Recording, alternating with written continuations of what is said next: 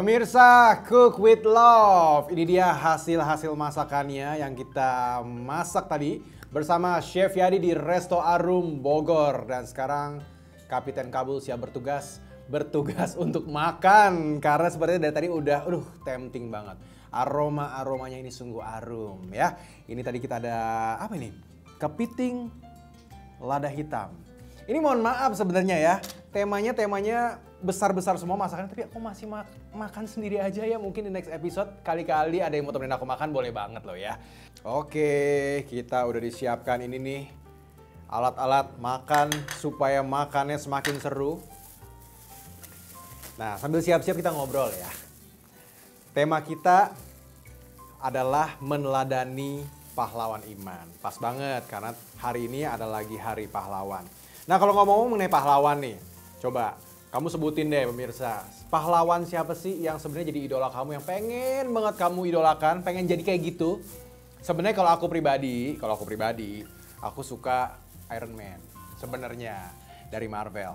Tapi sebenarnya ya kalau kita ngomongin meneladani pahlawan, apalagi pahlawan iman, aku mau coba nih mirroring. Sebenarnya ada satu tokoh banget, ini adalah satu pahlawan di Alkitab yang menurut aku sebenarnya 11-12 ada ciri khas yang sama dengan seorang Iron Man, dan aku rasa kita bisa banget meneladani dari sana. Oke, contohnya aku sambil ambil ya. Contohnya itu, waduh, ini gede sekali. Contohnya itu dia punya nama keren, nama panggung. Kalau Iron Man itu kan nama panggungnya.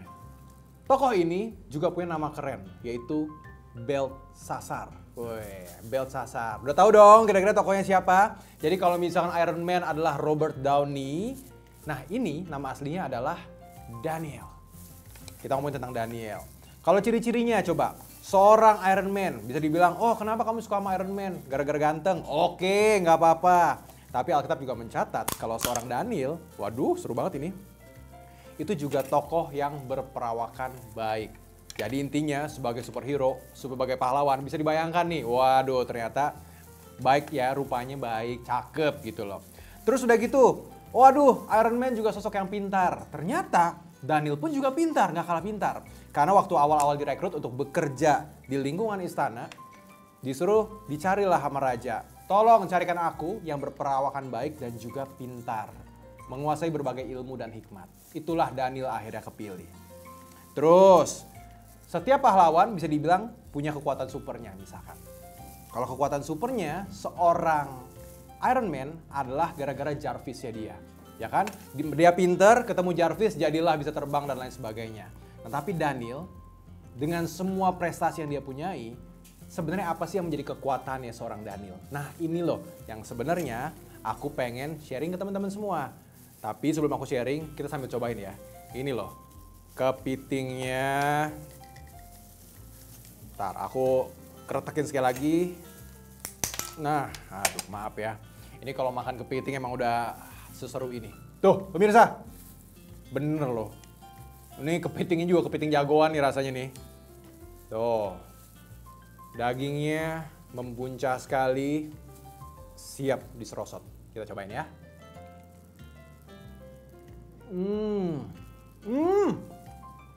Wow.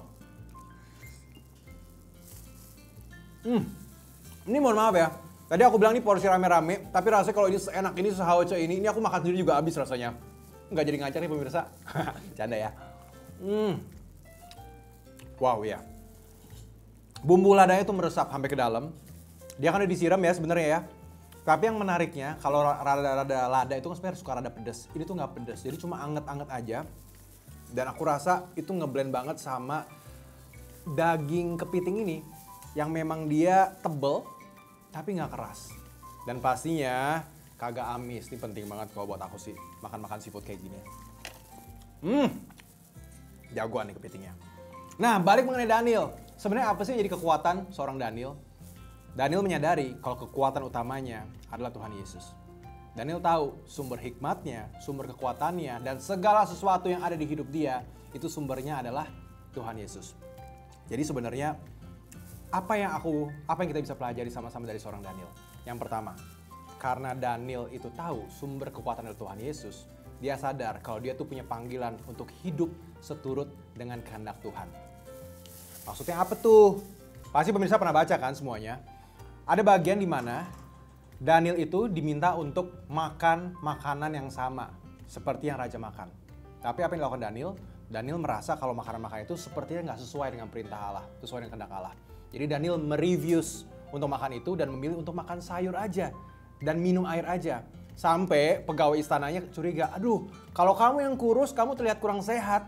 Ini aku nih yang kena nih. Oke, kasih aku 10 hari, aku akan buktikan.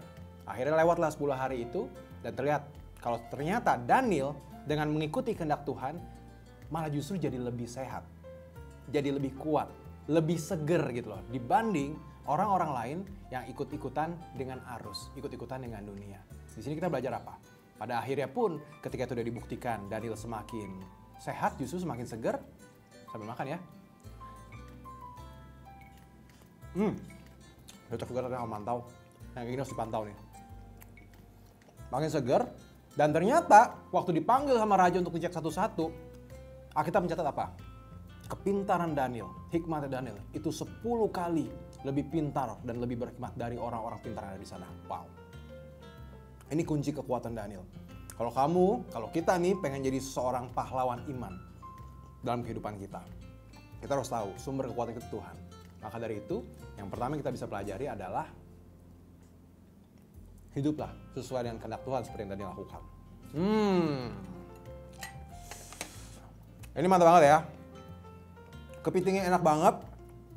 Dan ternyata, jangankan kepitingnya, mantaunya pun tadi aku baru coel nih sama bumbu lada hitamnya, itu sauce itu. Berikutnya nih, sambil ngobrol-ngobrol, kita mau cobain menunya. Ini adalah bandeng keropok khas Semarang. Nih ya, kita coba unboxing dulu bandengnya. Kita coba nih. Jadi ini ikan bandeng dan ini adalah bumbu-bumbu katanya khas Semarang. Nah, tuh. Yang kayak gini kita harus sambil makan sama nasi nih. Oke. Aku taruh sini ya.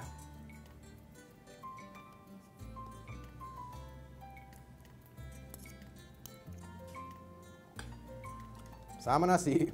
Ini mohon maaf, ini tahu banget nih orang sini ya, orang Arum. Aku makan nasi sekali segini loh. Nah, sambil kita cobain dulu.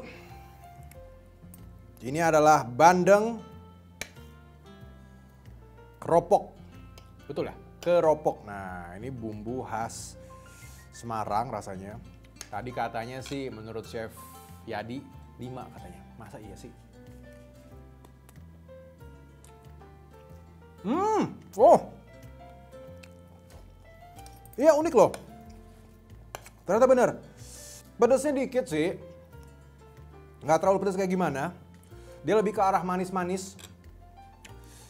Manis-manis pedas gitu. Dan kalau kamu suka makan pedas nih. Nah tuh aku tambahin lagi di atas ini nih. Dia tipe-tipenya itu yang cukup kental gitu loh sambalnya. Jadi enak banget ya.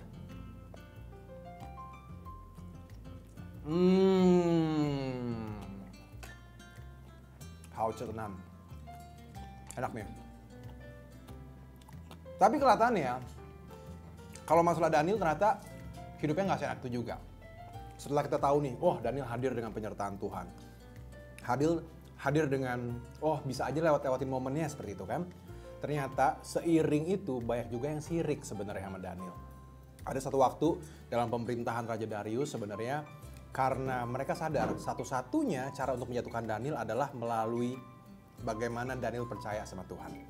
Jadi dibilanglah waktu dijebak, Raja, gimana kalau kita bikin 1 bulan, dikondisikan permohonan semuanya hanya boleh ke Raja, nggak boleh ke yang lain. Karena orang-orangnya tahu, satu-satunya cara untuk menjatuhkan Daniel adalah melewati itu. Akhirnya setelah memang peraturan itu diterbitkan, diumumkan, mereka jebak tuh si Daniel. Waktu Daniel lagi berdoa, di rumahnya, di kamarnya, digerebek langsung kayak gitu. Ya otomatis kan raja nggak bisa menarik keputusannya kembali kan. Dan waktu itu ada sebuah kisah yang terkenal bahwa Daniel masuk ke gua singa. Tapi teman-teman tahu ujung-ujungnya seperti apa? Apakah Daniel dimakan singa? Apakah Daniel dikejar-kejar singa? Enggak. Singanya anteng-anteng aja tuh sama Daniel, duduk-duduk, mungkin ngobrol-ngobrol kali ya. Apa artinya? Apa artinya? Mungkin dunia bisa mengkondisikan kita dengan suatu hal. Tapi ketika kita mau tetap pegang perintah Tuhan, hidup dalam kehendak Tuhan seperti yang tadi Daniel lakukan, dan terus terkoneksi sama Tuhan seperti yang Daniel lakukan, terus berdoa, terus menyembah Tuhan. Seberat apapun hidup kamu, seberat apapun yang kita rasakan sekarang, itu adalah cara Tuhan untuk menunjukkan mujizatnya, untuk menunjukkan kasihnya kepada setiap kita. Mungkin dari pengalaman kita, Tuhan izinkan kita alami ini. Pada akhirnya kita dikuatkan dan kisah kita akan menguatkan orang banyak. Seperti aku terkuatkan banget ini sama makanan-makanan yang sehauce ini. Dia tadi sebenarnya sebelum mulai syuting aku udah mulai comot-comot dikit tuh karedok. Karedok kencur. Suka aku. Sekarang kita cobain lagi ya.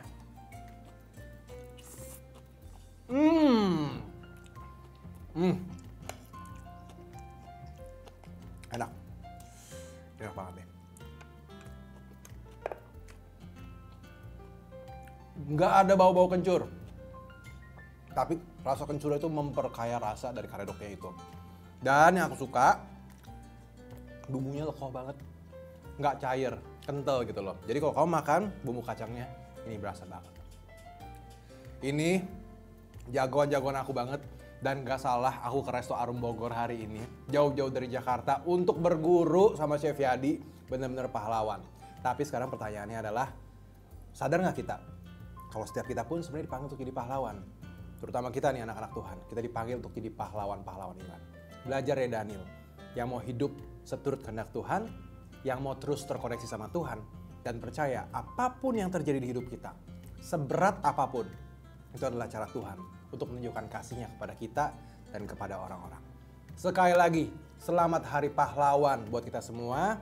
Semoga pemirsa live channel dimanapun kalian berada, semakin mau terkoneksi sama Tuhan dan semakin sadar sama panggilan kita untuk memberkati orang-orang. Siapapun yang kita temui, mengasihi orang yang Tuhan kasihi. Karena Tuhan mengasihi semua orang.